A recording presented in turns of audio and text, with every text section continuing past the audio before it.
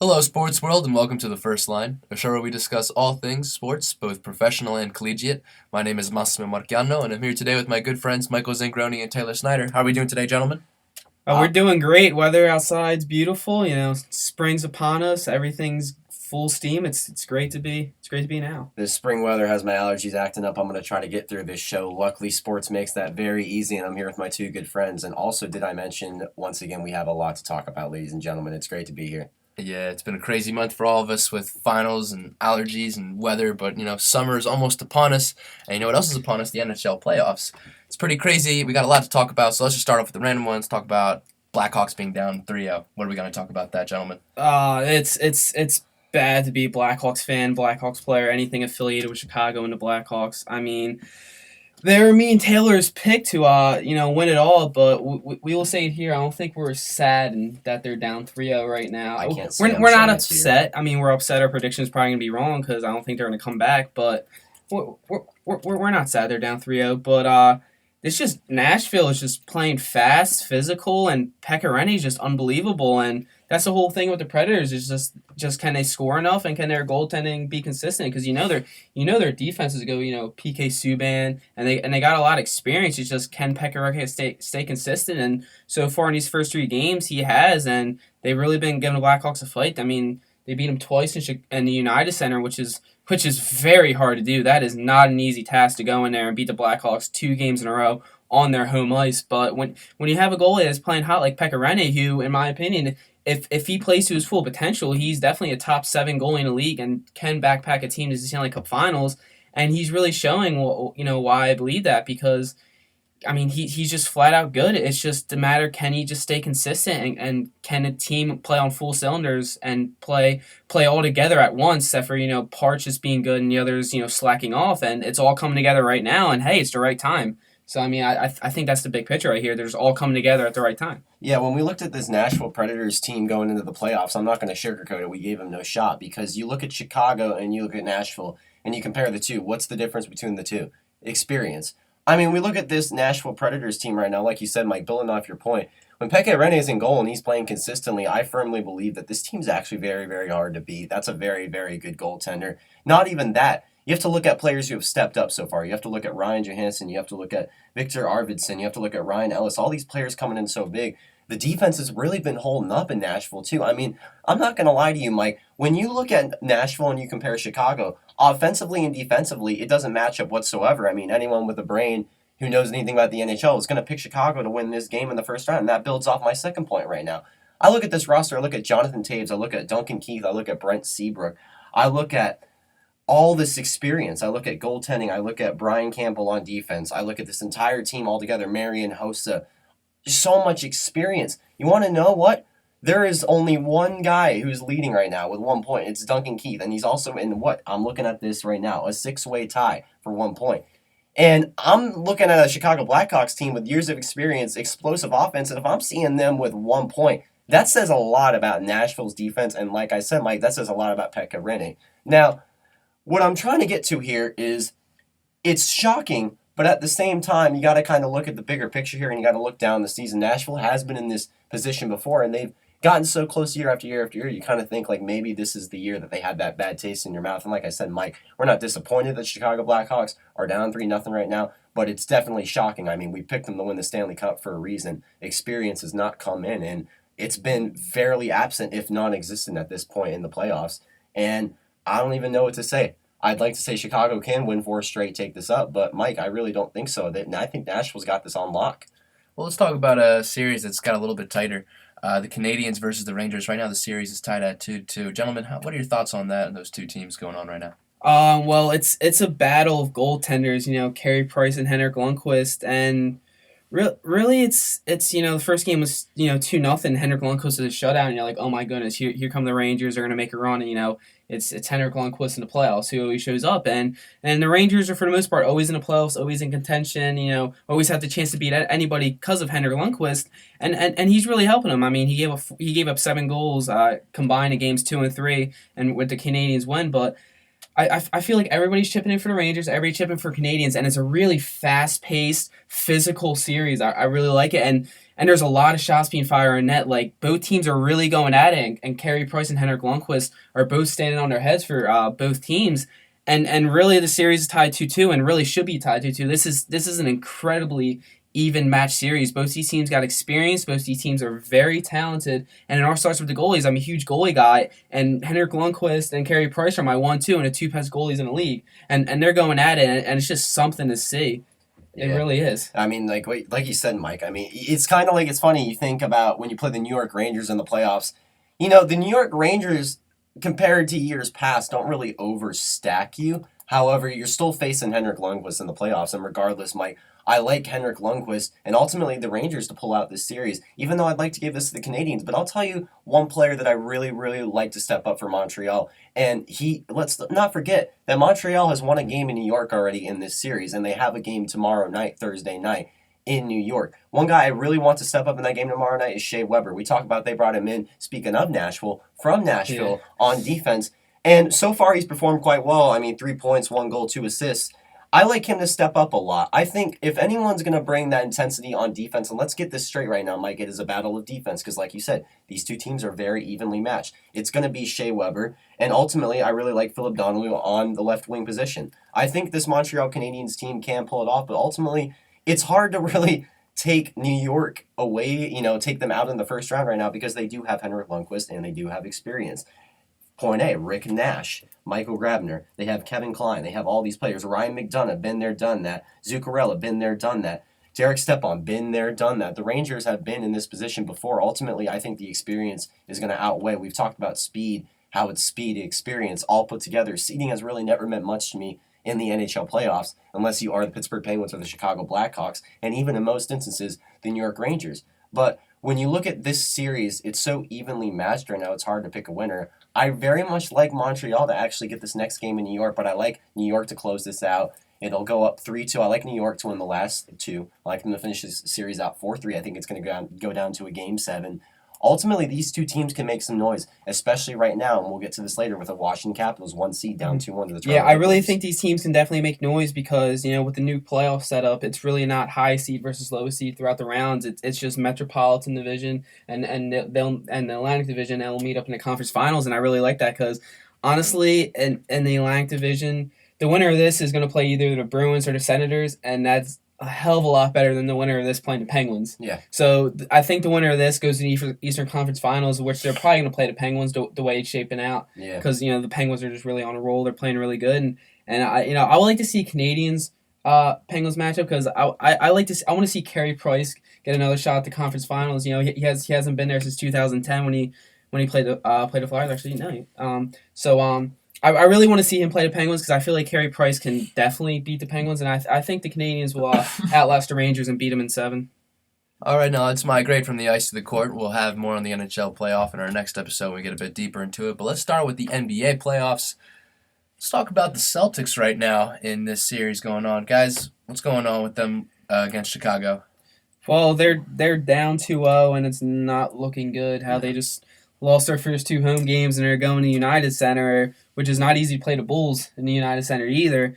And really, after the, Isaiah Thomas, he's playing good. He's getting, he has 26.5 points per game in these first 2 games. But you look at the supporting cast here, and like, goodness sakes, where did everybody go? Like a name like Al Horford, well, yes, he's averaging 6.5 assists and 9 rebounds.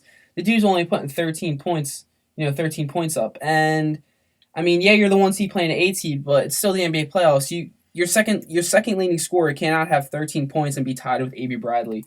You can't do that. Even though it's the Chicago Bulls who have struggled all year, who have really struggled to find consistency and a solid rotation, and they really, for the most part, I mean, that first game was close, but other than the last 15 seconds where they got a gift in Game 1, it really shouldn't have been close. And it's...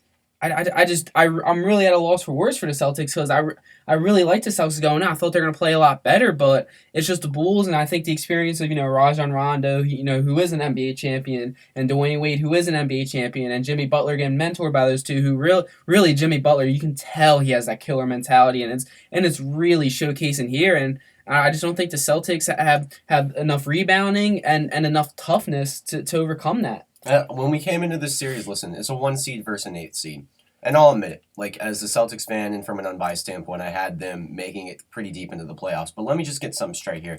What is going on right now in Boston is not a shock. We talk about the Celtics team. What are they ranked in rebounding, Mike? They're ranked 27th in the league in rebounding. And guess what? They're one of the smallest teams in the NBA. Isaiah Thomas is fantastic. He's a superstar. I think he's an elite player. But when you're facing a team like the Chicago Bulls with such size, we talk about the lengthiness of that team. And like you said, Mike, the experience. I don't care what you say about how good the Boston Celtics are. They're a very, very good basketball team, but they're inexperienced. And besides Isaiah Thomas, I don't really see anyone on this roster that I could consider elite or worthy of even in contention for NBA like MVP award. We talk about Al Horford. You brought in Al Horford in the offseason. Why'd you bring in Al Horford? You brought him in because you needed that extra piece. You needed a guy who could Needed get a to the big rim. man, really. You needed a guy who could get to the rim, make plays happen. Listen, Al Horford had a pretty solid regular season. Right now I'm looking at Al Horford and I see a guy that's making sloppy passes, is not communicating on the court. It's just been flat out and just not very good, even though he is averaging 13 points a game, but there's way more to the story in that. And also, I look at a guy like Avery Bradley, who absolutely has been non-existent in the playoffs. And also, there's one big storyline I want to take away from this. And here's the central thing as to why I think the Boston Celtics are down in this series right now. There is way too many shots being taken early in games when they should be getting to the rim. Last night, I don't even want to count. I actually don't even want to know, just for my own personal mental health, how many shots and attempts the Celtics took last night. Because I'll tell you what, Mike, it was a lot. It was a lot. And also, one thing I want to make a big point about here is, like you said, Mike, the entire roster has basically been non-existent. You have Kelly Olynyk for the same reason you have Al Horford. You have Kelly Olynyk because he's a big man. Do you have Kelly Olynyk? Let me ask you, Mike. Do you have Kelly Olynyk on that roster to shoot or to do anything insane? No. You got him on that roster to get rebounds and to get to the rim. Has he done either of those things in this series? Nope. No, not whatsoever. Talk about Marcus Smart. I could go on, but here I'll end it off on Marcus Smart, actually, because this is a good point right now. Marcus Smart is a very, very good player. I actually think that he should stay in Boston. I actually didn't want him to go at the deadline. I think he can be developed into something. But there is a serious and obvious lack of communication on the court right now between Marcus Smart, Jay Crowder, Isaiah Thomas, and Avery Bradley. I mean, you look at that team. I know, and don't get me wrong, this goes without saying, I know Isaiah Thomas is going through a very rough time right now. I know it's probably not been easy. He skipped a lot of the preparation. Whether you want to admit it or not, his sister's death may play a factor in this because he skipped preparation. He was not with the team following up to these, and it's the NBA playoffs. I mean, you need to be around the team. And like we said, Mike, this is an Eastern Conference that's rigged by the Cleveland Cavaliers. You need to get past the first round before you can even play the Cleveland Cavaliers. And right now, the Boston Celtics, let's say, they don't deserve to play the Cavaliers. let's say, I don't know, Mike. Let's say, I don't know. They win 2 games in Chicago. They come back home. They somehow take this to 7 games and they win this series. Right now, with how young this team is, even as talented as they are, and how just sloppy and lack of effort. That team completely gave up last night. Do you really think they're going to handle the Cleveland Cavaliers when they're playing 2 games on their home court and 2 games on Cleveland's court when they can't even win on their own damn court? They're playing the Chicago Bulls, and yes, they are an 8 seed on their home court. It's tough. I get it. Rajon Rondo, primetime. You want to look up Rajon Rondo's TNT stats. They're pretty ridiculous. I'm not going to get to that, though. That's a whole other ballgame. You want to talk about Dwayne Wade, okay? Dwayne Wade's got rings. That's the name right experience. there. You want to know what Dwayne Wade has done that none of these players on this entire Boston Celtics roster have done? Made it to an NBA Finals. Oh, and also he's won a couple too. Listen, the Boston Celtics are in this position for very good reasons. They're not a good enough team right now. They don't have the experience in them. And I hate to say that, but listen, they're not going to win this series. I'm a fan of the Boston Celtics. They're not coming out of this series alive. They're getting out in the first round, and it's a disappointment, but it's just what it's going to have to be. I don't know where they're going from here. I don't know what they're doing right now. All I can say is Brad Stevens better have him ready to go, and Avery Bradley better be making some more shots. Jay Crowder needs to step up. And also, one guy I've been a little disappointed with, this is my last point, I promise, Mike, Jaylen Brown. He's a rookie. Okay, listen, Jaylen Brown's fast, young, he's got speed. Like, what have we been talking about in the NHL and NBA? It's all about speed, it's all about experience. All about First athleticism. thing, speed. Athleticism. Jaylen Brown has this athleticism, but he's averaging 3.5 off the bench, man. What is he doing, Jaylen? Listen, Jaylen, you are a shooter. Avery Bradley's not making shots. Zay's doing all he can, but he's 5'9", and he's playing a Bulls team that is basically 6 to 7 inches taller than him on average. Zay Thomas can't go to the rim every single time. So I guess what I'm trying to get to here is, Isaiah, keep up the good work. As for Al Horford, Avery Bradley, Jay Crowder, Marcus Smart, Kelly Olynyk, Amir Johnson, Jaylen Brown, get your head out of your ass, get back on the court, and let's win 2 in Chicago. Because right now, there is no effort on this team. it is clear that Chicago Bulls have them in a ball, and they have them right where they want them. And this series is 2-0 because the Chicago Bulls have come out to play, and the Boston Celtics have not. Yeah, and really, Chicago Bulls have come out to play. Like, yes, your points are credible because the Celtics haven't been trying. It's really a lack of effort. But let's give some credit to the Bulls here. I mean, Rajon Rondo, who's been in question mark the whole season, should he just leave Chicago? Should he just get out of town? Is he too selfish? Is he not a good teammate? Is he this? Is he that? Well, I'll tell you what he is. He's a playoff performer. That's what he is. He's almost averaging a triple-double right now. He's 1.5 rebounds away from averaging a triple-double right now. I mean, he's leading that team. He was coming off the bench for a good part of the middle of the year when a lot of his controversies around him. Then he's starting in the playoffs, and he's really helping this team. They're stepping up, and there's a lot of older players on his team. Robin Lopez, Dwayne Wade, Rajon Rondo, that are all stepping up and showing why they have this experience, why they're on his team, even though they're older. They have this experience. Then you got the young killer who I really like, Jimmy Butler, who has that killer mentality. You can tell he's averaging 26 points. I mean, he's really scoring. He's playing physical. He's a tough person to guard, because you might want to put Avery Bradley on him to guard him, but he's just taller than Avery Bradley. You just shoot right over him. Then you try to put Jameson Crowder on him. Well, guess what? You just go right around him. So it's really hard, and you just see the whole depth and just everybody's chipping in. Even a guy named Paul Zipsner, Bobby Portis, all these guys are stepping up, and all these people we said for the Celtics, they got a great bench, they got great depth, aren't stepping up. Yeah. And it's just really reversing other roles. It's just everything's coming together for the Bulls at the right time, and really, it just after the death of his sister Isaiah Thomas, it just felt like the Celtics fell apart. I mean, it's a shame to say that. And you just look in game one, you saw his face. He was devastated. He didn't look like he was ready to play, even though he came out, dropped 33 points game one. It just didn't feel right. They just didn't feel as a team. It just felt like the wheels fall off, and the Bulls come out fast, physical, and just putting the ball in the bucket, offensive rebounding, just killing them in the rebound margin, just killing the Celtics in the rebound margin. What are the Celtics going to do?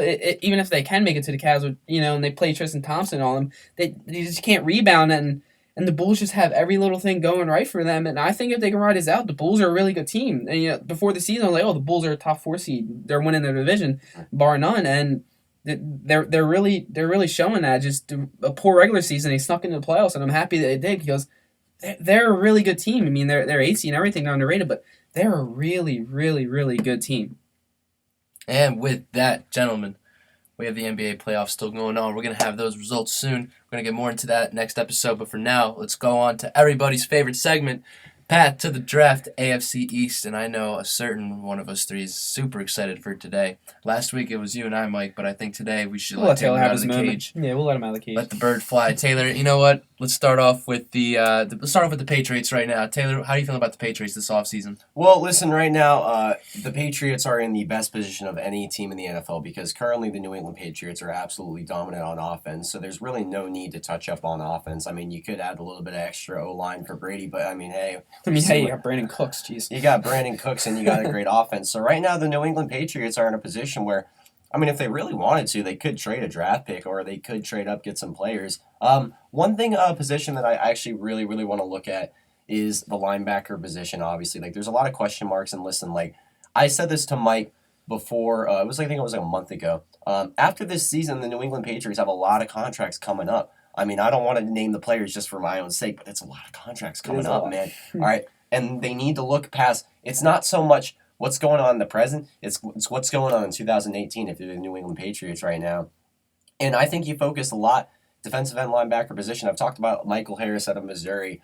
I've talked about guys like Derek White if he's available. I've seen cornerbacks. I mean, this cornerback class is really, really stacked. It's really, really talented. Sidney Jones, if he's still available, is an option, because you only did just sign Malcolm Butler to that 1-year, 2-year tenor, and Stephon Gilmore is only on a 1-2-year deal. So you got to think about the future here. You got to think about, what are we building for when Brady is gone? Because right now the New England Patriots are in a perfectly fine position.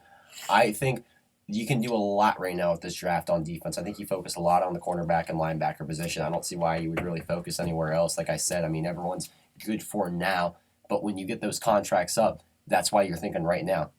And I said this before, Mike, like, the New England Patriots have had a lot of success in years past when drafting around the SEC and when drafting around the Big 12. So like I said, I really like Missouri linebacker Michael Harris. I think he's a very solid, talented player. I think he'll still be quite available. if they can get him on defense. Jalen Reeves-Maybin out of Tennessee, very overlooked player in this draft. He's very strong at the cornerback position. He's got the speed, fits him well with Belichick. So I think those two players first would come to my head. Yeah, I mean, if you're the Patriots right now, you're just sitting back in your chair. If you're Bill Belichick, is like, all right, well, for this year, we're definitely set. I think it's Super Bowl or bust. And I think with Brady dwindling down his career, they're trying to get 4 years out of him, which I think could happen. But I think realistically, you'll probably get 2 or 3 more years out of him. You're just sitting back in your chairs, like, all right, well, we got all the ammo we need for Tom Brady. It's just we'll worry about after when we get there. And I think if you're the Patriots, you really have had all this success. It's just these 2 years, and I think they're really set up, for these 2 years. You have Brandon Cooks, who contract expires soon, like you mentioned. You have all these contracts are going to expire. But for this year, I think they're pretty set. They just traded away that first-round pick, which for Brandon Cooks, which I like, thinking from a Patriots standpoint, they do miss out on a first-round pick in a pretty stacked draft class. But like I mentioned, it's a stacked draft class, and it's going to be stacked till day 3. So that's for sure. And like you mentioned, the cornerback position, I think, is definitely something that needs to be addressed. I don't think Stephen Gilmore, Eric Rowe, and all them, I don't think they're going to hold down the fort other than Malcolm Butler for too long. So I feel like that is a position you need to address. And speaking of cornerbacks, let me ask you this question. Richard Sherman. His name's been thrown out there. Maybe the Patriots would get him. And here, I'm going to be honest with you. If the Patriots get one more player like Richard Sherman, I think I'm just going to quit watching football because there is no point. Well, I think... So what do you think about that? Do you want him or no? Do I want Richard Sherman? Of course I would love Richard Sherman, but do we need Richard Sherman? Absolutely not, because this is another thing I was just building off, is we have a lot of defensive backs in this draft to observe. One guy I actually forgot to mention, he's an inside linebacker. You ever heard of Kendall Beckwith? He's a player at LSU. Mm-hmm. Well, let me tell you a little something about Kendall Beckwith. Kendall Beckwith's a really, really good player. He's fast off the edge. He's quick. He can get to the quarterback. And one guy that's also really quick at the defensive back position, Marquez White, defensive back out of Florida State.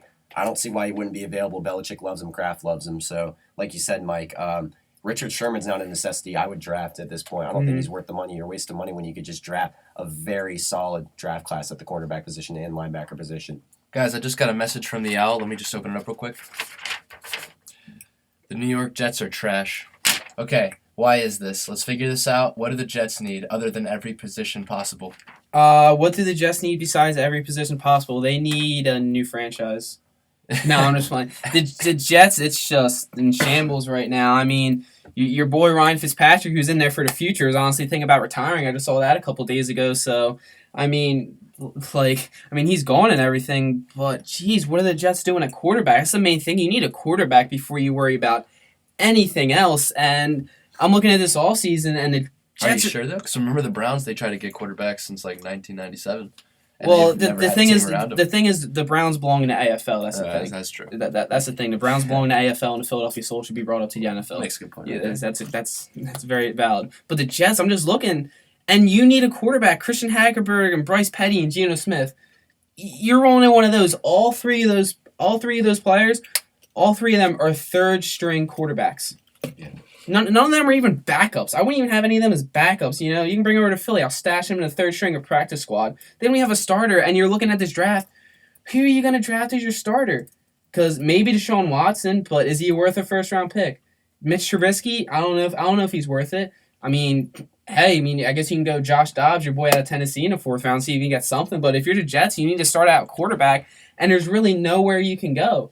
And really, they don't have a receiver. They don't have receivers now either. They just have Eric Decker, who I think is a very, very good receiver, but I think he's a 1B to your 1A, and your 1A was Brandon Marshall. Well, he's gone. He's just flipping colors, staying in the same exact spot, and you don't have anything to work with on offense. Matt Forte, he's older, he's diminishing. The offensive line's struggling. It's just the whole offense. The whole offense is just struggling, and they don't have a quarterback, and there's no problem solver in sight. So the Jets quarterback is really what they got to fix? Yeah, because I think their defense and their rush defense is really good. Their front seven is average right now. It used to be above average, but it's very average right now. And I guess there's a building block on the defense, but they just got to keep going. But you need to put up points if you want to win, and they don't have anybody who's talented enough on that offense to do so besides Eric Decker. Taylor, what about you? Yeah, I'm going to have to agree with Mike here. I'd like to disagree and say defense is what needs work. But, like Mike said, you don't really got anyone on offense. Right now, the New York Jets are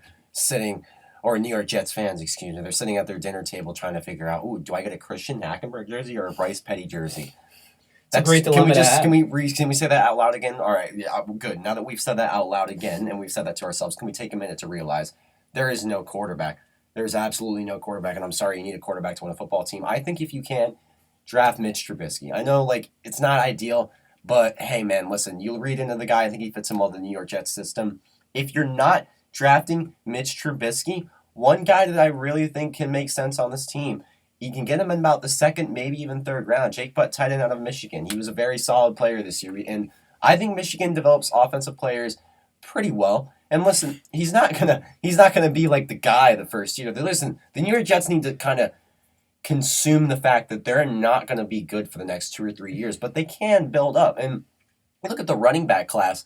One name that's kind of getting thrown back and forth, and Lord knows if he's going to be good or not as an NFL player, but Leonard Fournette's also very much an option. I think he'll be available right when the Jets pick.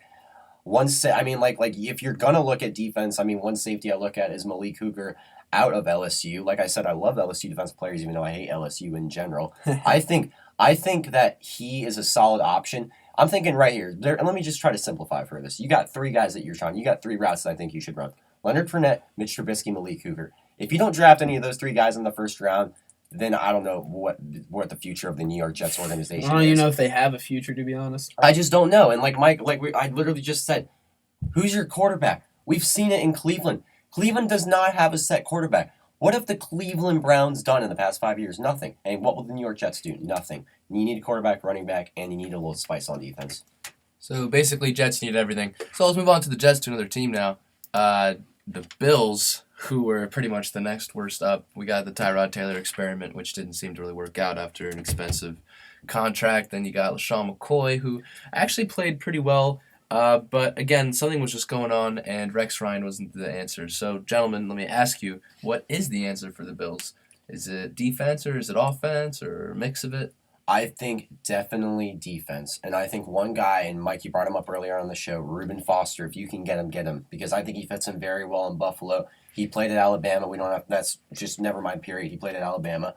And you have to think about the fact that right now, if you're the Buffalo Bills, if Sammy Watkins can just stay healthy for one season, Tyrod Taylor's actually not that bad. Yeah, he's not as bad as everybody thinks. He really isn't.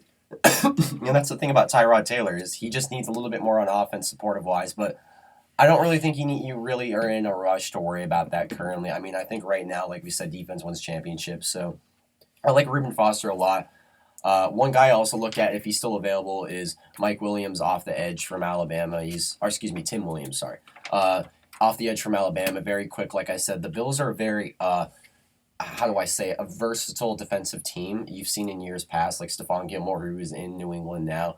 Very versatile player. I like Tim Williams to fit into this a lot because he is an inside linebacker, but you can kind of move him around. You can move him to the outside linebacker position. Also, one guy I really like a lot is Kevin Kling. Everyone talks about Sidney Jones at Washington. Listen, we said earlier in the show, Sidney Jones doesn't really stay too consistent and at times does not stay healthy. Kevin Kling was a big player in that playoff game versus Alabama. Huge. The only reason Washington was kind of even in that game till the fourth quarter was because of Kevin Kling. He had a couple of great breakups late in games, and I'm letting you know right now, if he's available, get him too. Listen, the Buffalo Bills are actually in a fairly good position to increase their status and to have a good future, but it's all about using your brain right now. If you're Buffalo, you got to be logical right now. You got to think, what do we need? And I think you need a quarterback because Stephon Gilmore is not there anymore. So I like Kevin Kling a lot.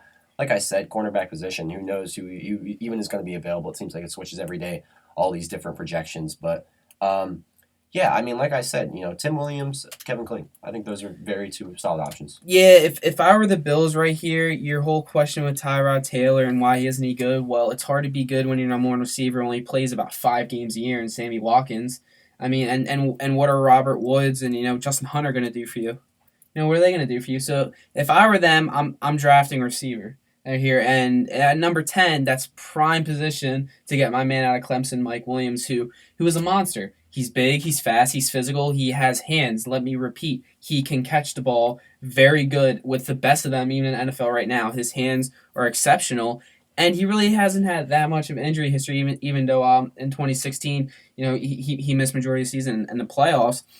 But I like a Mike Williams pick. Maybe if they're liking Corey Davis more, maybe pick Corey Davis. I think Corey Davis is worth a 10th overall pick because he's a very good talent.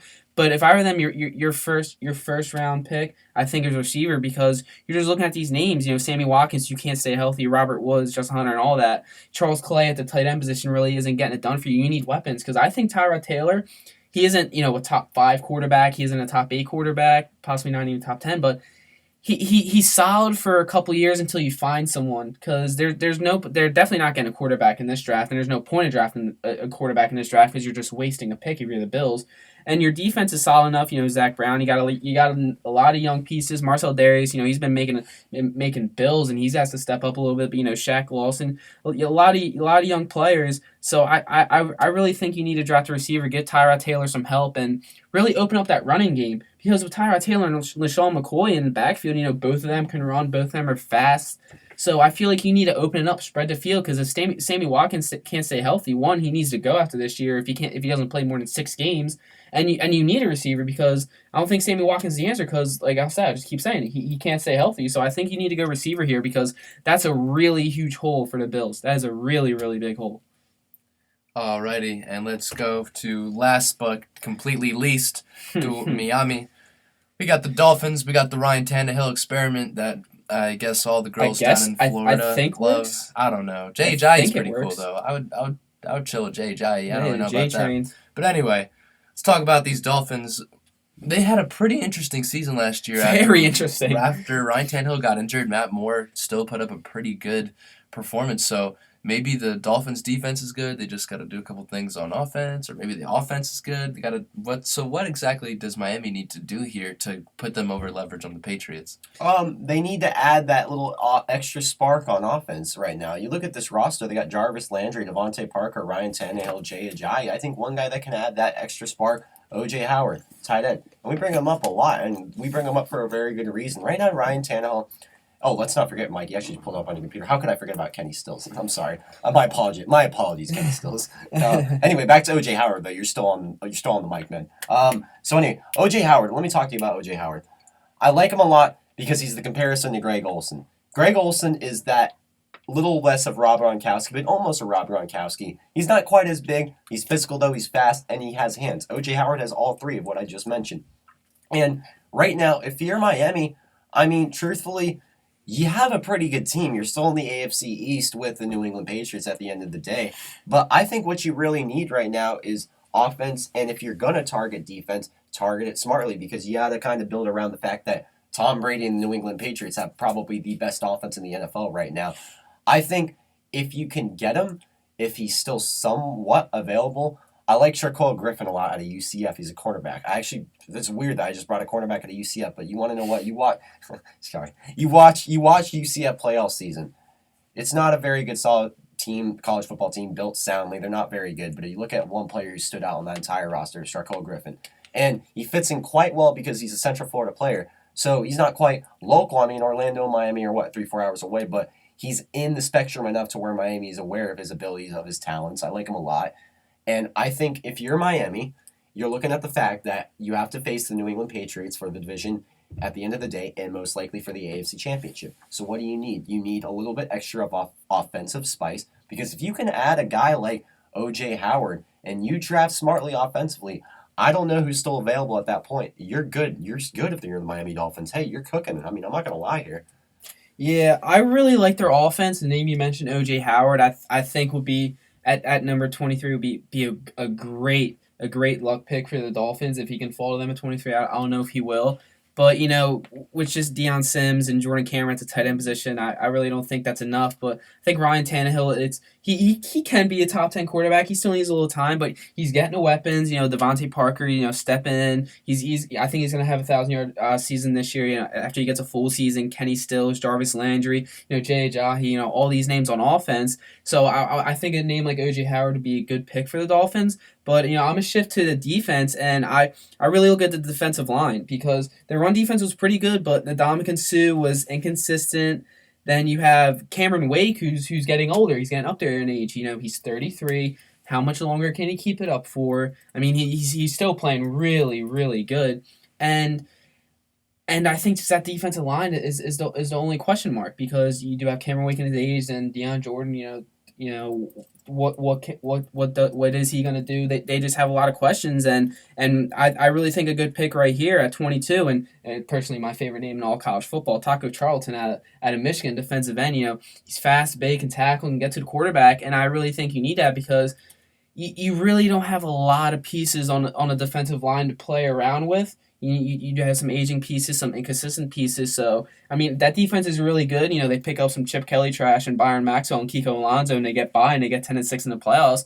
Now, I think the Dolphins are the best set in the AFC East, besides the Patriots for the next 2 years with Tom Brady to really do some damage. And I think it's young people on the defensive line and a tight end with some secondary help. But I like a name like Taco Charlton out of Michigan, defensive end, to really help Cameron Wake in his final couple years and Ndamukong Suh. And I really think Miami can be cooking. He's only saying that because he's hungry. He doesn't actually want to pick Taco Charlton. I had tacos yesterday, so I'm not in the mood for tacos. I don't know. I like his brother burrito. Anyway, that concludes Pat to the Draft for the day. Join us next time as we talk about another division. But right now, let's move on to our next segment, Minute with Mino. Let's get it. Former Pittsburgh Steelers owner Art Rooney has passed away at age 87. As an owner, Rooney was known for winning the Steelers 4 AFC championships, as well as 4 Super Bowls in his career. Rooney was also part of rebuilding an NHL team in Pittsburgh, currently the Pittsburgh Penguins. In other news, the NFL's Senior Vice President of Officiating, Dean Blandino, is officially leaving his job. Blandino reported that he wanted to pursue other opportunities in a memo sent to all 32 NFL teams. Blandino's involvement with the NFL dates back to 1999, where he served as a replay official. His replacement is yet to be announced. And in recent news, former New England Patriots tight end Aaron Hernandez was found dead at 3 a.m. on Wednesday morning. Hernandez, who played 3 seasons for the New England Patriots, committed suicide by hanging himself in his cell at the Souza Baranowski Correctional Center. Hernandez was sentenced to life in prison in 2013 for the murder of his sister's fiancé, Odin Lloyd. And with that, let's move on to our hot topics. First one, we got the return of Skittles advertisements in the form of Marshawn Lynch, who will potentially return to the Raiders. He already has a deal set and done, but at this point, the Raiders have to have a trade with the Seahawks. Yeah. What kind of trade is this going to mean? And if it all goes through, will Marshawn Lynch have a breakout monster year? Or will he just kind of be normal? Let's see. What do you guys think? Well, I think it's a really sticky situation because I feel like the Seahawks are that petty team where they're just laughing right now. It's like, haha, Oakland, we're not going to give you Marshawn Lynch because, we want to be petty about this. So I think it's going to be hard to work out a deal, but I think eventually it will get done. But I feel like it's just going to be a matter, just the Raiders giving up like a 3rd and a 5th round pick and maybe like a 6th round pick next year. Really? Because I feel like the Seahawks are going to ask for a lot here. I mean, they're asking for a 1st round pick and an elite player for Richard Sherman, which if this was 3 years ago, yes, but for a 31-year-old Richard Sherman, no. They're asking for a good amount. So I mean, it's going to be tough to make the trade, but I feel like it will happen, and I feel like on the Raiders he will help out.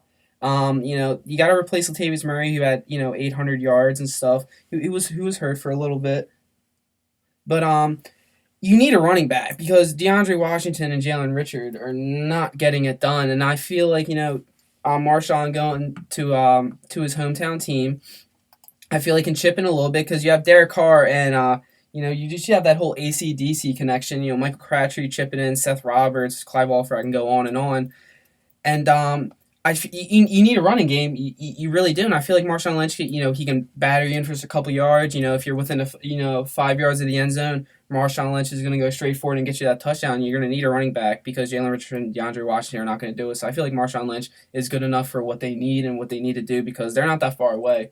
They just need experience and they just need credible players, and I feel like Marshawn Lynch definitely still has a little bit left in the tank. Yeah, like you said, Mike, right now, I guess, there's always that saying, like, why not? I guess that's what you're saying right now is, why not get Marshawn Lynch? Because you look at Marshawn Lynch, let's just kind of ignore 2015 for a second here. Let's ignore his last season because he kind of did decline at the end, and I guess that's my one concern with this whole thing, is if you're the Oakland Raiders, I would be very careful because, like you said, Mike, I think the Seattle Seahawks are going to milk this thing because it's Marshawn Lynch and it's that whole status that comes with beast mode. I mean, he's a beast, man. The guy was a total tank in the NFL. I mean, he had a career 9,112 rushing yards. And I don't even want to talk about the receiving yards because this guy's good off the screen too. But I think if you're the Oakland Raiders, you get him, but you get him with a territory. Don't waste a ton of picks or money or anything right now, because if you're the Oakland Raiders, you're still a competitive team, and you're still probably one of the only teams in the AFC who can handle the New England Patriots right now. Because if Derek Carr doesn't go out and Matt McGloin is in that whole situation in Oakland in the first round versus Houston, we don't even need to talk about that. If that doesn't happen, who knows? I mean, who knows? The Oakland Raiders are a very, very good team right now, soundly on offense. And I think adding Marshawn Lynch adds that extra depth. My only concern is the decline. The man was not in the NFL. And I mean, he's had time away from the game. And I think his preparation kind of concerns me. But you look at Roberts, you look at Crabtree, you look at the tight end position, Jared Cook. Derek Carr is a great quarterback. I love Derek Carr. I think he's fantastic. And I think this offensive line is perfectly sound right now. I don't even think you need to touch the offensive more line. than sound. It's Dude, really good. The offensive line's fantastic. I don't even need to talk about Hudson, Jackson, Newhouse, Penn. I mean, that's, oh my gosh. But right now, I think if you're the Oakland Raiders, get him. This is my final answer, get him. But if you're getting him, be careful, because just don't throw away a lot, Oakland. Be real here. It's Marshawn Lynch. Because the Seahawks are going to try to finesse. Towards the end of his career. It's not Marshawn Lynch in his prime. Yeah, I agree. Like you said, honestly, like, just take the risk. Why not? Just get him. But honestly, like, I'm not sacrificing more than a 6th-round pick to get Marshawn Lynch. And if you're going to ask me why, I'm going to say 2 simple reasons. Is that, 1, he hasn't played in over a year. 2, and when he did play last, he was marred by injuries and average play. And if someone says, oh, yeah, but he's still in great condition, well, yeah, anyone can be in great condition. Not everyone can play football amazingly at the age 30. But otherwise, that's Marshawn Lynch. That's him. But, there's a plethora of running backs coming in April. Wait, this is April. Oh, snap. Anyway, we got running backs coming in. We got a bunch of players coming in. And what is the draft? Guys, draft's coming soon. Let's talk about some crazy things at the draft. Let's just go wild. What are things in the draft that you're just been itching to talk about for a while now? Christian McCaffrey, where in God's name is he gonna go? Okay, never mind. We're not talking about go right ahead. I saw a report on Twitter a couple days ago. How there's this unnamed team saying if Christian McCaffrey's on the board, they're gonna take him. And God knows, I think that's 15 different teams. I don't know. One day I see him going to the Broncos, which makes sense. The next day I see him going to the Eagles, which I'm like, Jesus, there are 14. What's going on? Next day I see him slip into the middle of the 2nd round. Where's this kid going to go? I mean, he's a talent. He's an athlete. He can do it all. I mean, I really think he's going to be a poor man Barry Sanders in the NFL. Nowhere near Barry Sanders, but he's going to be kind of like Barry Sanders. I feel like just a poor man's Barry Sanders. And he can help a team, but I just have no clue where he's going to go. And I think, in my personal opinion, at the end of the day, I see him going to the Broncos, in my opinion, because I feel like they're going to try to do something bold. I just have a feeling the Broncos are going to try to do something bold because they're going to want to get back in the race. And I feel like a pick like Christian McCaffrey might be that bold thing John Elway's twiddling his fingers about. Devontae Booker experiment's about to end. Yeah, it should end. Yeah, it's not what was really that crazy. Taylor, how do you feel about the draft right now? Any special stories? Well, right now we're in Philadelphia. We're going to get on a plane here. We're going to take it out to the West Coast. We're going to go to San Diego State University. And one guy I really want to talk about right now is Donnell Pumphrey. Do you guys know who Donnell Pumphrey is? Because you probably should. Because last season he set an FBS record for most career rushing yards by any running back. I mean, anywhere. And the reason I want to talk about Donnell Pumphrey is because a lot of people actually don't know the fact that he is entered in this draft, and he's very, very under the radar. He has not been talked about a lot. One team I very much like to get Donnell Pumphrey, and I think this makes perfect sense, is the Tampa Bay Buccaneers right now. Because Jameis Winston just got Deshaun Jackson. He still has Mike Evans. He still has a lot of, there's still a pretty solid offensive line here. And I'm thinking right now, if you bring in Donnell Pumphrey, and you put him on that screen position, maybe even throw him in the slot, that puts more offensive weapons and only more reason for Jameis Winston to succeed in Tampa Bay.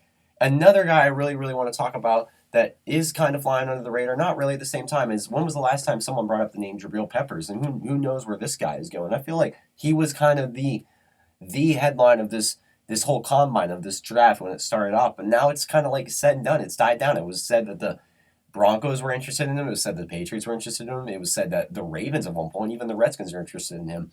I think at the end of the day, I think the Washington Redskins are going to snag him up. And I think that right now it's good for the Washington Redskins because they kind of need that offensive, defensive weapon. There's a lot of question marks right now in D.C. It's hard to really tell where they're going offensive and defensively. And I think Jabril Peppers can be a good NFL player, but he never really blew me away in college. And a lot of people are going to be like, what do you mean he didn't blow you away? Because listen, the guy did not play all 4 years in Michigan. He came off a pretty good year, but altogether, Mike, I mean, when you look at him, I think the best fit for this guy is a special teams defensive weapon, and I think this fits in quite well with the Washington Redskins system currently right now. There's no defense whatsoever in Washington. There's a lot of question marks, and I think this makes sense a lot. And, sorry, I'm just going to bring up just one more guy, and then I'm done. I'm going to give you the floor, Mike. Jeremy Clark, the cornerback out of Michigan. I've been talking about a lot of Michigan players, and there's a good reason why, because they play for Jim Harbaugh. Jim Harbaugh is a very, very good coach, whether you like the guy or hate the guy. He suffered an injury his junior year of college. Jeremy Clark, quarterback out of Michigan. He came back. They thought he would never even be up to the status he was when it was an ACL tear. I forgot to mention that. He came back his senior year of Michigan. He played very, very well versus a very, very tough Ohio State team. He stood out in that game. That's what really, really got my attention of this kid. And altogether, I think that he's kind of that sleeper, along with another safety. Love this name, by the way. Money Hunter. Money Hunter. Out of Arkansas State. The reason you haven't heard about him is because he plays for Arkansas State. Yeah. So that kind of explains itself. Those are 4 guys I really want to look at. And listen, I don't have any insane stats or anything to back them up. Optimistically, I just like him altogether when I watch him. And I'm not going to give you a reason why. I just like him altogether. And like I said, Donald Pumphrey, Jabril Peppers, Money Hunter. Oh, and by the way, Jeremy Clark. I think they're sleepers. Yeah, one more name that's really interesting me is D.D. Westbrook. You know, he was a Heisman finalist and everything, and I'm looking at all these mock drafts and, reading all these speculations, and I'm going, the 3rd round? I mean, yeah, you do have Mike Williams and Corey Davis and John Ross probably going to take, usually those three wide receivers picked in the 1st round. But, that's a really interesting name. I mean, D.D. Westbrook's a monster. He's 6'1", he's fast, he has good hands. He's a really big play threat for that Oklahoma Sooners, run and gun offense with Baker Mayfield.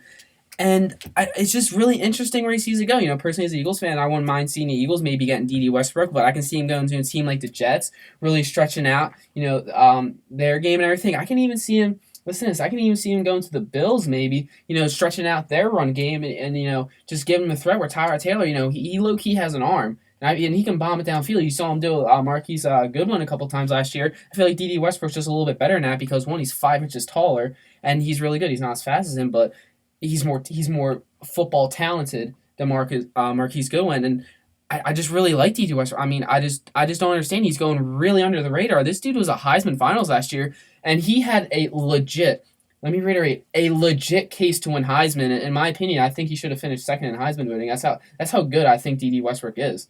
And I really think he can make an impact in the NFL. And, hey, if any team can get D.D. Westbrook in the 3rd round, honestly, you can just scrap all your draft picks because you won the draft right there if you get a player like D.D. Westbrook in the 3rd round. You really should just scrap the whole draft because you won it right there. That would be great quality pick for anybody. Certainly caught your eye there. And with that, we move on to our next topic with what has caught our eye in the MLB season, even though it's still a bit early. But guys, what are some early things that you kind of started to notice, some trends, some teams? Who's coming out top dog? Who's coming out bottom dog? Who's coming out middle dog? I don't even know. The whole spiel, the whole shebang. What are we doing, guys? What are the Cardinals doing in St. Louis, for crying out loud? I mean, this is a franchise who you've been seeing for pretty much the last 8 years who been in the top 2 in the NL Central every year. Then you just had the Cubs, winning the World Series last year. So it's for good reason why you think the Cubs are going to win the NL Central again. And I personally believe that. I think they'll win the World Series again. But back to the Cardinals, they're right here sitting in last place in the NL Central. And let me read the NL Central with teams like the Milwaukee Brewers and the Cincinnati Reds, who are currently leading that division. So it's pretty much that whole division. I'm just like, what the heck is going on? You have the Reds at 9-5, but it's just the Cardinals. They're sitting at 5-9, and they're really not putting enough offense together. They're really not hitting the long ball proficiently. And I think that's a big theme we're gonna see this year in MLB. Who can hit the long ball the most? Because it's a real pitchers league right now. It used to be hitters league teams would be putting up 6 runs a night. But, over these past few years, you see names Clayton Kershaw, Madison Bumgarner, just everybody's getting an ace, just keeps coming and keeps climbing, and just teams are just getting shut down, and it's just who can hit the long ball the most. And that brings me to my next team who I'm really liking what I'm seeing out of them right now, and it's the Baltimore Orioles. I mean, they're in a three-way tie right now for the AL East with the Yankees and the Red Sox. But I just like how they're playing right now. And you have excuse me, you have Chris Davis who has 3 home runs, and they're really hitting the long ball. You have Adam Jones who has 3 home runs, and they're really playing good. In Camden Yards, a nice ballpark right there. They're playing good defensively. They have some pitching that's coming along. They have a good amount of experience and a good amount of young talent. Manny Machado's an incredible player, in my opinion. He's going to be a top 5 ball player in MLB, if not this year, definitely next year, because the man is an animal. And I think the Orioles are really set up for a low key AL East, maybe division championship here, and if not, I think they can squeak in the wild card, maybe do some damage in the playoffs. I mean, hey, I know it's early. They only played 12 games so far, and we still got another 150 for them to play. But what I'm seeing out of them right now, I'm liking a lot. Well, speaking of the AL East, Mike, there's one team, and it's probably going to be the most obvious one, but I really, really need to talk about this baseball team right now. It's the Toronto Blue Jays, and what in the heck is going on up in Toronto? First off, I'm gonna talk about one guy that anyone who knows anything about baseball should know. Jose Bautista. What is going on with him this year? He has a 128 batting average. He's been up to bat 47 times, 6 hits. And I don't even want to talk about Troy Tulowitzki, Kendry Milaus, who had a great season last year. Josh Donaldson's doing what he can, but I'm gonna reiterate that. Doing what he can, because there is no support offensively. The team is 2-11 right now, 2-11. They're 5th in the AL East, and Mike, I get it. It's a long season. There's still a lot of time here. But like you said, Mike, in the AL East right now, with the Yankees, who are extremely young, They're playing the above Red Sox, expectations. extremely young, and like you just said, the Orioles are young and talented at the same time, and even the Rays right now are even up on. Who would have thought the Rays would be in front of the Blue Jays right now? And honestly, I can't tell you why this does or does not make sense. I think altogether, the whole thing just doesn't make sense to me. I mean, you have Jose Bautista, Russell Martin, you have Kendry Morales, Troy Tulowitzki, you have A lot Josh of great names. Donaldson, Kevin Pillar. God, I could go on. I think it really stems right now with the pitching. The pitching has been very bad this year. Marcus Stroman, what is going on with him? A guy that was a Cy Young candidate in the running for a Cy Young. The Stroh Show, what have you been doing this year, my man? Your 4.05 ERA. His ERA last season, don't quote me on this, I'm pretty sure it was around like a 2.12 when it was all said and done. And at the beginning of the season, Marcus Stroman started out pitching 3-0. He started out 3-0 last season. And I look at this entire roster together. I look at Marco Estrada. I look at J.A. Happ.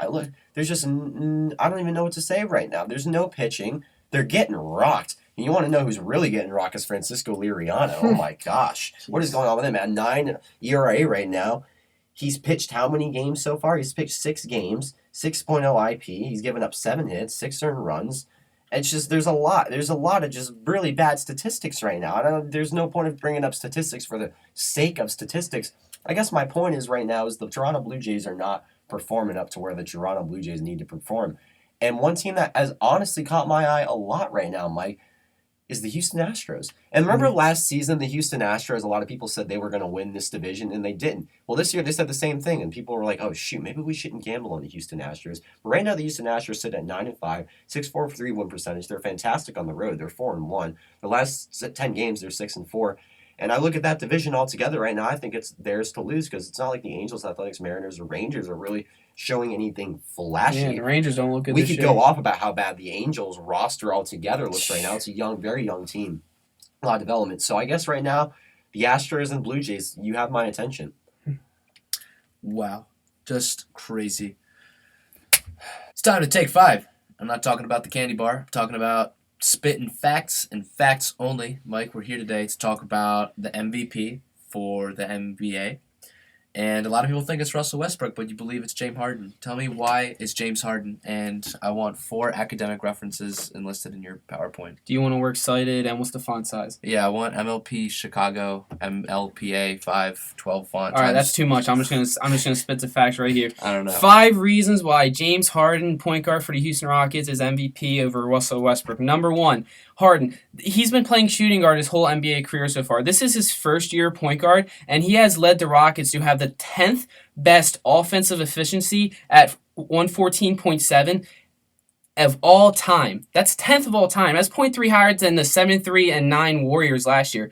And he has the ball 9 minutes per game. That is a 53% increase of what he had it last year. So he's having the ball in his hands more, and teams know he's having the ball in his hands more. Well, guess what? They can't guard him, which leads me to my next point. His teammates are playing really good because of him. Clint Capella is assisted on 97% of his buckets. That is the most out of any high-frequency dunking center in the NBA. And Eric Gordon and Ryan Anderson, who are very, very good three-point shooters, don't get me wrong, but are nothing special. They are leading the league with 4 wide-open three-point attempts in the league, and Trevor Ariza is only 3 spots behind him at 3 wide open. Let me reiterate, wide open. That means he's driving in, drawing defenders off and kicking out, and they're getting wide open threes, which frankly leads him to getting the 10th best offensive efficiency in NBA history, which is something incredible. We're speaking of history, Russell Westbrook. History is just a frequent trend this year for James Harden, not just a one-time thing. And number 3, we say that we trash Russell Westbrook and James Harden for not being good defenders, and rightfully so, because guess what? They're not. But here's the thing. James Harden contests 8.2 shots per game. Guess how much Russell Westbrook contests? 3.6. DeAndre Jordan and Brook Lopez, those two are centers. They contest more three-pointers a game than Russell Westbrook. So what does that show you? Okay, Russell Westbrook's just sitting in the paint the whole time while shots are just going up. Everybody else is sprinting around doing defense while he just sits 5 feet within the basket. And as soon as there are rebounds, Stevie Adams, Enes Kanter, Taj Gibson, whoever just backs up and let Russell Wilson grab the rebound, which he's just padding his stats. That just shows you can't be a point guard in the NBA and win MVP when you're only contesting 3.6 shots per game, and DeAndre Jordan, who doesn't leave the paint, contests more three-pointers than you. How is that physically possible? And James Harden's defense has taken a step up this year, and we're not even noticing it. We're just noticing how Russell Westbrook's just padding his stats when James Harden is 80 times more efficient than him.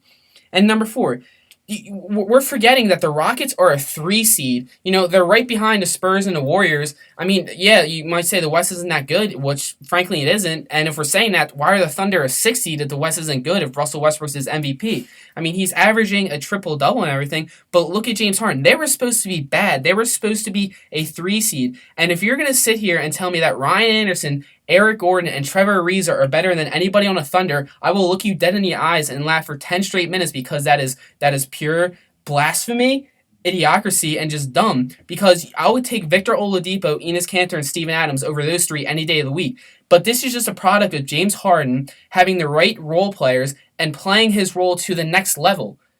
And he is making this team better when, frankly, you look at Eric Gordon and Ryan Anderson when they're on the same team for the Pelicans for God knows how long. The Pelicans were trash. Eric Gordon can't play more than 50 games a year. Ryan Anderson's nothing better except for just standing on a right wing and chopping up threes. And if this was 2009, I'll give you the Trevor Ariza argument, but it isn't. It's 2017, so Trevor Ariza is 5 years past his prime. So there's no argument there. The Rockets roster isn't any much better than the Thunder's, if it even is better. So without Harden, they're a 15-win team, if that. James Harden is just completely saying backpack, hop in my backpack right now. That's what James Harden's saying. And last but not least, we're talking about history with 42 triple doubles for Russell Westbrook. That's cool and all. Here's another history stat broken by James Harden. He's the first player in NBA history to have 2,000 points, 900 assists, and 600 rebounds. Something no one has actually done before. And we have Russell Westbrook with 42 triple doubles, when 38 of them are just him padding his stats. That's all it is. And here's the thing. James Harden scores as many points as Russell Westbrook, but he took 400 less shots than him. So he scores at the same efficiency. Here's why we think Russell Westbrook is the MVP over James Harden, because he has all these numbers. Well, here's my argument for James Harden. I just said it. He wins. This is his first year point guard. He's playing the system. He's making his teammates better. He's giving everybody wide open shots, assisting everybody on baskets. He's playing efficiently. He led his team to the 3rd seeding, and they just blew out the Thunder. It wasn't even close. They obliterated them in the first game of the series. And there's still more to go to this series, but James Harden, bar none, should be your MVP, because Russell Westbrook, you can't win MVP by playing like a 2K My Player. All right, Taylor, your turn. Wow. Well, thank you for the quick introduction there. Stepping up. I'm going to shift it up a little bit here. Last week I talked about college basketball and why that was better than the NBA. Well, guess what? I'm going to further amplify why the NBA is a terrible league and tell you why the NHL playoffs are better than the NBA playoffs, clearly. First up, the intensity. From the drop of the puck, from the very first drop of the puck, And from the time these players are young kids, what do they dream of? They dream of that Game 7 circumstance. They dream of the intensity. They dream of being in the NHL playoffs, bringing a cup home to their city, and ultimately raising that cup. They are going through game after game after game, taking physical beatings to their body, absolutely devastating themselves, throwing themselves on the line. We literally just saw CJ Vervensky on the Blue Jackets the other night take a freaking puck right to his face. Face was bleeding to death. And want to know what? He wanted to come back in the game, but the doctors wouldn't allow him to. We see this year after year after year. Guys are fighting. They're grinding out. They're making big plays. They're sacrificing their bodies. They're laying it all on the line, making big hits. And why are they doing it? To raise that one trophy at the end, the Stanley Cup. And that brings me to my next point, the playoff rivalries. Are there any rivalries in the NBA, let alone playoff rivalries? No, there are not whatsoever. And there never will be, because the NBA is not an intense league. It does not have the intensity. It does not have the character. It does not have the whole pageantry of the NHL playoffs. Listen, the Penguins, Capitals, Rangers, Bruins, Flyers all hate each other. I can't even name 5 or 6 teams in the NBA that can mutually have a dinner and all sit and just glare at each other in hatred. Because you want to know what? They're all buddy-buddy. They're all getting food. They're all going to the local McDonald's. They're all buying cars with each other. They're all taking their kids out to the ice skydive down the street. You want to know what NHL players are doing in the offseason? They're prepping. They're getting ready because they know, regardless of what happens in the regular season, playoff time is much different. NHL players absolutely hate each other. They're jawing at each other. They're starting fights for the sake of starting fights. They're trying to gain momentum. They're trying to gain everything for their team. They're doing what they can physically, mentally. NBA players will not even touch a fight, let alone even a rivalry. Like I said, they all like each other. So what's the intensity? What's the rivalry? There is none. Oh, by the way, that brings me to my next point here. There's also no tradition whatsoever in the NBA. There is nothing like playoff periods in hockey. Let me tell you something. The dynastic New York Islanders, and this I wrote this word for word, were behind another of hockey's great tradition, which demands that as a sign of team's unity and toughness and commitment, growing a playoff beer. The wives hate it. The kids think it's weird. And I bet you what, the kids, and I mean kids, the NHL players, they hate it too. It's itchy. It's gross. It's hard. But you want to know what? It's what they sacrifice. It's what they go through. There's unlike anything like that. There's nothing in sports like a playoff hockey beer. Because it's a cup, baby. Because it's the cup. They're playing to raise that cup at the very end. They are playing for the right to have their name inscripted in Lord Stanley's Cup. And that brings me to my fourth point here. Sorry, a little bit switch up on the flow. Overtime. There is nothing like overtime playoff hockey. One goal to decide it all. There is no such thing as a shootout. We will play as many overtimes. We'll play 10 overtimes if we have to decide that winner. And there is nothing like that. In basketball, you play an overtime period. Mike, let me ask you something. You can comment on this. How many minutes are in a overtime period in basketball? Do you know? I don't even know, to be honest, because I don't care about overtime basketball. Exactly to my point here. Because overtime basketball, there can be a 25 to 30 score in overtime basketball, and whoever scores 30 wins. You want to know what happens in playoff hockey? The second that guy sets off that horn, whether it's 10 seconds in or it's 3 overtimes later, they win. And that brings me to my last and final point. There is nothing like the awe-inspiring players and goaltenders stepping up. We have seen legendary goaltenders like Marty Brodeur. We have seen Henrik Lundqvist. We have seen guys out in San Jose like Evgeny Nabokov. We've seen all these goaltenders, Antti Niemi. They all step up in the playoffs year after year. Braden Holtby in Washington stepped up last year, held the team on his head. There is nothing like watching a goalie who has an average season come in and step up and basically win it. Matt Murray did it last year for the Penguins. I'm going to say it right now. Matt Murray was the reason Pittsburgh Penguins won the Stanley Cup. Let me ask you something, Mike. Is Marc-Andre Fleury in net? Do you think the Capitals win? Because I think they won. You want to know why? Because the Capitals outshot the Penguins in 5 of those 6 games versus the Penguins, and they still lost. There is nothing like watching a guy, a young gun, step up in the playoffs. We've seen it year after year after year. In the NBA, do young guns step up in the playoffs? No, it's the basic suspects. It's always the elite players, and sometimes you get support off the bench. In hockey, it's unpredictable. It's beautiful. It's magical. You have no idea what's going to happen. Right now, we have the Nashville Predators up 3-0. We have the Washington Capitals down 2-1. We don't know who's going to win the Stanley Cup. In the NBA, you can pretty much say right now it's going to be the Cavaliers or the Warriors. Hockey is a beautiful game. It's intense. It's loud. The fans are rocking. There is nothing better than a Metropolitan Division arena during playoff hockey. Madison Square is rocking. Wells Fargo's rocking. Verizon Center's rocking. Console Energy Center is sure as hell rocking. They're all rocking. They're all supporting colors. They come because it's the cup. It's hockey. The NBA, you can't even come close. And with that, we have wrapped everything up. Thank you for joining us on the first line. My name is Massimo Marchiano, and here with my good friends Michael Zangroni and Taylor Snyder, we wish you guys a good night. Anything you guys want to say to close it off? We're down on the count right now. Got to keep the positive vibes up, so I'm just going to say it anyway. Go Caps. We got a game tonight. We got to win it. Split it up. Come on. Can't wait for the draft, which, is right around the corner. Me and Taylor will be there. We'll put a few pictures up on Twitter for fans to see, but I can't wait for the NFL draft. I love football, I love hockey, I love basketball. I just love sports, man. It's a great time for it. Yeah, sports are pretty cool. I don't know. Did we talk about that? I think so. Anyway, thank you very much. Please be sure to follow us on Twitter at TFL Sports Talk. And also be sure to check us up on WRFT Ambler radio station, which we have just partnered up with. And we are actually starting to upload our episodes on there. So be sure to check that out as well. It's a great station to work with. Join us again next time. Thank you very much.